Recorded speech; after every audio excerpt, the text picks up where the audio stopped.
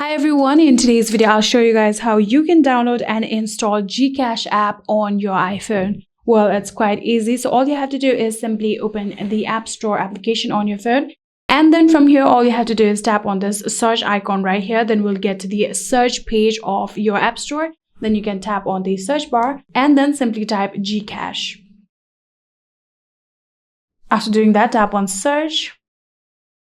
Then here you can see this is the GCash application. Tap on it and here you'll get the option of get. Simply tap on get, then your Face ID will be required.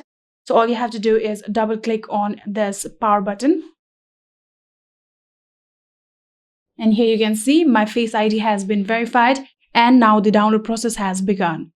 Within few minutes, the download and installation process will all be completed. And just like this, here you can see we have successfully downloaded and installed this application on our phone. All you have to do is tap on this button open, and just like this, you are all set. That is it. I hope this video was helpful to you guys. If it was, please do not forget to hit that subscribe button and like our video. Thank you so much for watching. See you in the next.